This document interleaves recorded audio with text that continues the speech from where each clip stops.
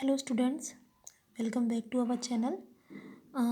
हमने अपने कल के लेक्चर में क्लासिफिकेशन के बारे में पढ़ा था और जिसमें हमने kingdom Monera, protista, fungi, Plantae और एनिमिलिया में इसे डिस्क्राइब किया था।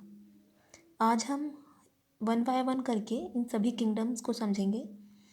सबसे पहला जो हमारा किंगडम है इट इज़ मोनेरा।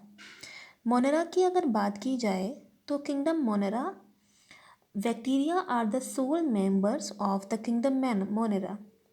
सबसे बड़ी बात अगर बात की जाए तो जो किंगडम मोनेरा है इसमें ये इसके जो ऑर्गेनिज्म हैं वो सबसे पहले आए अर्थ पर। सेकंड चीज, they are most ancient, smallest, simplest and most abundant micro organisms. Next, ये सबसे प्रिमिटिव थे। प्रिमिटिव मतलब जो सबसे पहले आए। सेकंड चीज, ये अर्थ पर इनकी उत्पत्ति भी सबसे पहले हुई। अब बात करेंगे करेक्टर्स ऑफ मोनेरा की कि मोनेरा के करेक्टर्स कौन कौन से होते हैं। सबसे पहला करेक्टर है हमारा यूनिसेलुलर, कॉलोनियल और फिलामेंटस। यूनिसेलुलर मतलब एक कोशिकीय। अब एक कोशिकीय जीव कैसे होंगे? एक कोशिकीय या यूनिसेलुलर ऐसे जीव या ऐसे ऑर्गेनिज्म जिन्हें हम नेक्ड आइज से नहीं देख सकते। जिन्हें हम अब नेक आइज से नहीं देख सकते तो उन्हें किससे देखेंगे? उन्हें माइक्रोस्कोपी की सहायता से देखेंगे या बाइनोकुलर से देखेंगे। सो जिन्हें हम माइक्रोस्कोपी से देखते हैं they are called microscopic animals. Next one colonial, यानी कि ये कॉलोनी बना के रहते हैं। एंड फिलामेंटस, यानी फिलामेंट की शेप में भी होते हैं। साथ ही प्रोकैरियोट है। अब हमें पता है कि पृथ्वी पर सबसे पहले आए तो they are called prokaryotes. Prokaryotes यानी प्रिमिटिव, विदाउट न्यूक्लियर मेम्ब्रेन। इनके सेल में न्यूक्लियर मेम्ब्रेन प्रेजेंट नहीं होती है, यानी कि इनका जेनेटिक मटेरियल ऐसे ही साइटोप्लाज्म में पड़ा रहता है। Nucleus and histone protein. Second point है नेक्ड डीएनए। अब ऑब्वियस सी बात है जब न्यूक्लियर मेम्ब्रेन नहीं है तो डीएनए साइटोप्लाज्म में है, it is called naked DNA. Next histone protein, इनका DNA circular and double standard होता है। सर्कुलर डीएनए को बच्चों हम सी डीएनए भी कहते हैं। रिप्रोडक्शन की बात की जाए तो इनमें रिप्रोडक्शन एसेक्सुअल टाइप का होता है। ये बैक्टीरिया मोस्टली ऑटोट्रॉफिक व हेटरोट्रॉफिक न्यूट्रिशन करते हैं। ऑटोट्रॉफिक यानी कि स्वापोषी और हेटरोट्रॉफिक मतलब परपोषी। सेल वॉल की बात की जाए तो इनकी जो चारों तरफ की सेल वॉल होती है वह पेप्टाइडोग्लाइकन की बनी होती है। इसके बाद बात करेंगे कि bacteria are grouped under 4 categories based on their shape, यानी कि इनकी संरचना के आधार पर या स्ट्रक्चर के आधार पर हमने इन्हें मुख्यतः 4 भागों में बांटा। Number 1 spherical, spherical कोकस। Number 2 rod shaped. Number 3 comma shaped. Number 4 spiral.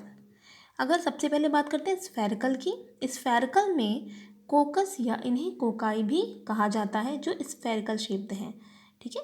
इसके बाद रॉड शेप्ड, यानी कि इनकी संरचना रॉड के आकार की होती है। इसके बाद बात आती है हमारे कौन से, ये जो रॉड शेप्ड है इन्हें रॉड शेप बेसिलस या वेसिलाई भी कहते हैं। देन हमारे आते हैं विवरियो शेप्ड या कॉमा शेप्ड, इन्हें कॉमा शेप कहा जाता है। और फिर आते हैं स्पाइरल या स्पाइरोलम जो स्पाइरल शेप्ड होते हैं। इसके अलावा अगर क्लासिफिकेशन की बात करें बैक्टीरिया की तो सबसे पहले हम पढ़ेंगे आर्क बैक्टीरिया के बारे में। Arc bacteria, these bacteria are special since they live in the some most harsh habitats such as extreme salty areas। क्योंकि ये सॉल्टी एरियाज में रहते हैं इसलिए इन्हें हेलोफिल्स भी कहते हैं। मार्शी एरियाज, मार्शी मतलब दलदली स्थानों पर, और जहाँ पर मीथोजन्स या मीथेन गैस प्रेजेंट होती है। और मीथेन गैस हम जानते हैं मीथेन इज़ अ बायोगैस जो बायोगैस में की तरह यूज़ भी की जा सकती है। सेकेंड चीज़, अगर हम आर्की बैक्टीरिया की बात करें तो ये अदर बैक्टीरिया से डिफ़र क्यों हैं? ये डिफ़र इसलिए हैं क्योंकि इनकी सेल वॉल डिफरेंट होती है और ये एक्सट्रीम कंडीशंस में भी अपने आप को क्या कर पाते हैं? सर्वाइव कर पाते हैं। इनमें से फीचर्स होते हैं। Next one eubacteria. Eubacteria, these are thousand of different eubacteria और ट्रू बैक्टीरियाज, यानी कि बहुत सारी संख्या में होते हैं। इनकी सेल वॉल रिज्ड होती है। ये मोटाइल होते हैं, मोटाइल मतलब चलनशील होते हैं।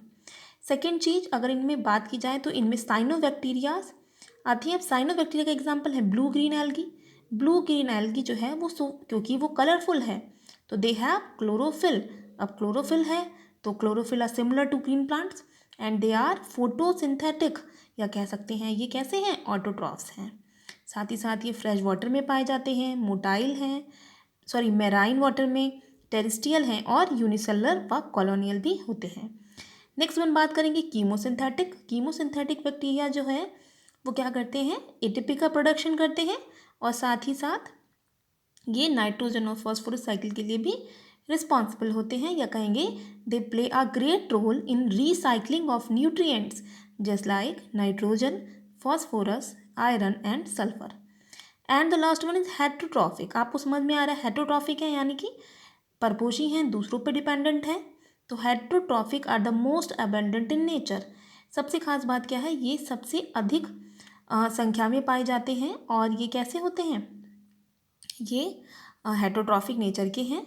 और हम जानते हैं जैसे दूध से दही का बनना भी हम जानते हैं बैक्टीरिया की वजह से होता है, वो लैक्टोबैसिलस बैक्टीरिया होता है। Lactobacillus bacteria is also a member of the heterotrophic bacterians. ठीक है, तो कुछ इस तरीके से ये हमारा मोनोरा का क्लासिफिकेशन कंप्लीट होता है। अब हम अपनी नेक्स्ट वीडियो में अपना नेक्स्ट किंगडम पढ़ेंगे, जिस जो है प्रोटिस्टा। Thank you.